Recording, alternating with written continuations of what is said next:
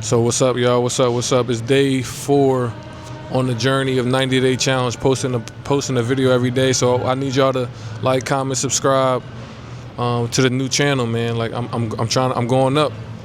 My goal is to really. I'm saying 10K subscribers by September 2025. That sounds crazy, but I think it's doable. I think it's my time, bro. I think it's my time to really reach out to the world and tell my story. I've been in hiding for so long, and that's why I wanted to start the channel, to come out of my shell. I never really had social media, none of that. So right now it's me coming out of my shell, sharing my story, and surrounding myself with like-minded people. I keep saying this: like-minded spirits, like-minded souls. So we still gonna talk about some questions, man. We gonna start it off with that, with the Q&A, and also put in the comments, man, what y'all want me to do. I'm here at Whole Foods. I usually come to Whole Foods, and it's a part of my little day. I usually come here, stop by, get some water or something like that. It just, at this point, it's therapeutic. I come here and chill, finish some work. Just getting out the house, working from the house it's too comfortable at home, and I ain't start realizing this probably till the last couple months, because I've been doing a lot of work from home with the real estate and the wholesale, everything you can do off your computer now. So, but the house sometimes is too comfortable, and I don't make my calls or whatever the case may be. So I try to get out the house and make sure I do what I gotta do.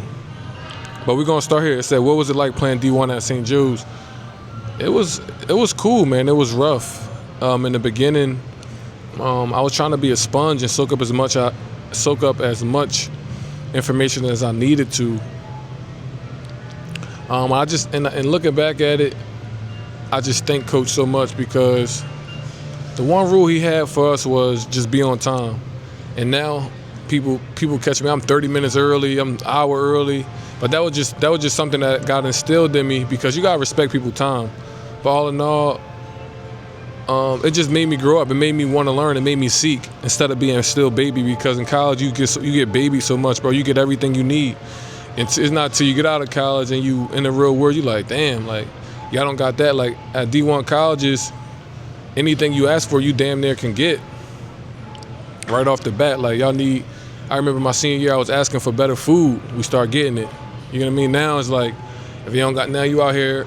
If the company don't got it, they're gonna be like, oh yeah, we gonna get it, but then never get it because they got the budget or whatever. So the next question would be, I mean, we can go on deeper to that into another video, but my D1 experience was fun, man. I got to really like have fun. I feel like I was the kid that I ain't really do too much. I just was basketball. Went home, basketball, went to school, basketball. So college, I had so much freedom to really do what I want and to find out what I want to do. And of course you get caught up in the stupid stuff, but then my senior year was like, I started to read more, yoga, meditate, pray, like just those things that helped me out of that slump my junior year. Well, out of the whole entire slump, but I really was depressed my junior year. What lesson did you learn from your college experience? I would say, I think I talked about this, I feel like, but I'm gonna just reiterate it again. It was accountability, taking accountability of my life, and finding, the biggest thing was accountability and individuality. Like, what do I like to do? What do I want to do for my life? I've been doing everything everybody else been telling me what to do. Like, what do I want to do? And that has been the most important thing. And it's still a struggle today, because you've been instilled for so long. Well, me personally, I've been wanting to be coachable. And my dad always used to be like, you gotta just go out there and play. The coaches can't do it. But I always wanted to be coachable. I wanted to be liked. Now I'm getting out of that. I'm done people pleasing. And out of those challenges and out of those things, I've started to find myself. So I guess that's the biggest lesson. Going through being able to go through adversity and come out of it was a win for me. It felt, and the lessons I took from college, of the accountability, the meditation, the yoga, the therapy, the mental health, taking mental health and health in general was so important. That's probably my biggest lesson, is if it is a lesson, if you want to define it as a lesson, is mental health. and finding what gives you the energy, what gives you energy throughout the day. And also, y'all got to find that out. Y'all got to find that out for yourselves, because what work for me might not work for y'all.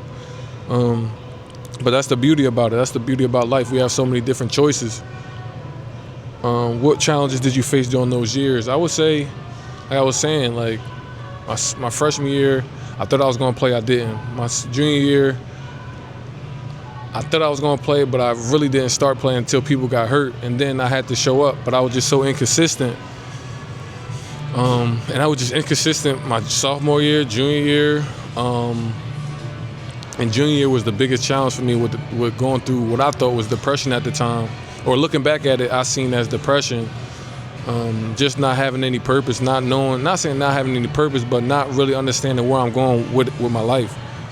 It's like I was by myself, I was lost, I was alone, which wound up being the best thing for me.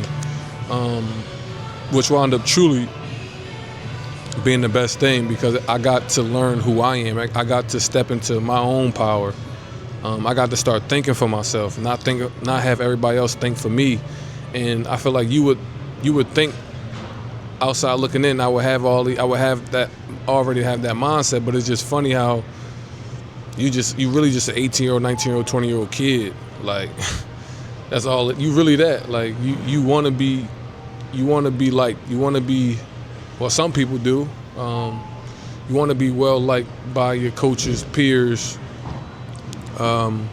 things of that nature.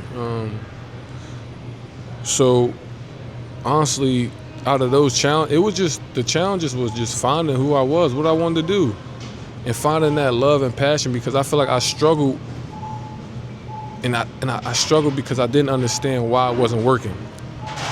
I was going to the gym, I was doing everything that the books, the coaches say to do, right? But I wasn't being me. I was trying to be someone. I can't say be somebody else. I just wasn't being me, which caused hesitation, frustration, anxiety, trying to live up to everybody else's expectations.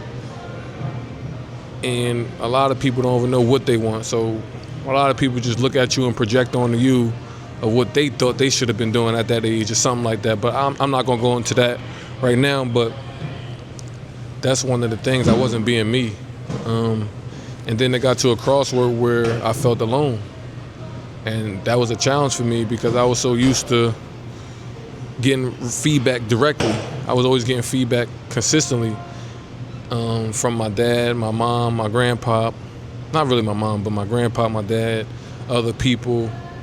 But being away from that, it started to help me reflect. And I was always hard on myself too, so I always was very, very rough on myself. Like I'm like, Chris, you're not this, you're not that. Like you need to do this, you need to be working out. So that's why I continue to work out. So I'm like, all right, me working out going to solve the issue, but it really wasn't. It was my mental health. Did college prepare you for the real life or not at all? I would say I prepared myself in college for the real life. Just the situation and environment, it molded me to. It put me in a situation where I had to change. So that's what I would say. But everything I did was my doing. It wasn't like anybody telling me, "Oh, Chris, you should be doing it." It got to the point where it was just me and my thoughts. Because at that point, everybody looking at me, I ain't doing what I'm supposed to be doing. I'm PCL MVP. I ain't really living up. So it was next guy up. But luckily, unfortunately, people got injured, and the lanes had to open up, and that wasn't my doing. Like I had no control over that. I just had control of stepping up, and I just was inconsistent in doing that and being. I was just inconsistent, but it opened me up to. No Diddy. It opened me up to my growth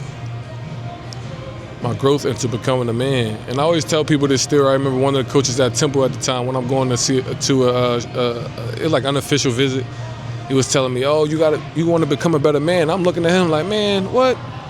But looking at it, man, like looking back at it, that was the best thing. Once I became a better person and a better man, I became a better basketball player. When I started to be more disciplined, pay attention to details, fix my room, fix my bed, like doing the little things, bro. Like not getting in the bed if I don't take it, like just little stupid stuff, like time, like just little stupid. Not any what do you call those things where people have those not superstitions, but just organization, paying attention to detail. Once I started to do that, my basketball got even tighter and even better. Because I took those philosophies and I put it on the court. And then those little philosophy gave me confidence, small wins, small little wins, which in my head quieted that anxiety noise because I knew I was prepared. And it wasn't like I knew I wasn't prepared before, but it just gave me that more knowingness of that I'm prepared. I did everything I was supposed to do today, and now I'm gonna show out. And I didn't give a fuck. I didn't care about anything. I just wanted to play basketball, and I had fun. That was the most passionate, most fun, most energetic I've ever been in my life, and it had to be a flow state. And it's not saying I'm chasing that, but I know what I can become. I know who I am, and I know what it was, what it felt like, and that each and every day I embrace that. I embrace that feeling, and I want to take that into my day each and every day. So yeah, that's a little couple questions I got, y'all. I'm telling y'all. Listen, I'm coming with videos every day, and y'all can do this. If y'all want to start a YouTube, do it, yo. Like, I ain't gonna lie, I don't edit these videos right now. I got some people working on some thumbnails, but it take, what's this video gonna be, 11, 12 minutes out of my day to just shoot a quick video and just get consistent, get used to record myself? Man, I looked at myself like, bro, you should have been started this. It's quick. I ain't gonna do no edits. I might post a couple times. Sometimes at night I get bored, so I might post a couple times. It's just the hassle is only find the titles, so y'all can find the videos. That's the only thing. But other than that, man, I've been enjoying it. So again, y'all like, comment, subscribe. I appreciate. Share the videos. Share with your friends. I really want to start this community. And if y'all want to join this 90-day challenge with me, like I said, I'm gonna be posting daily, each and every day. So check me out.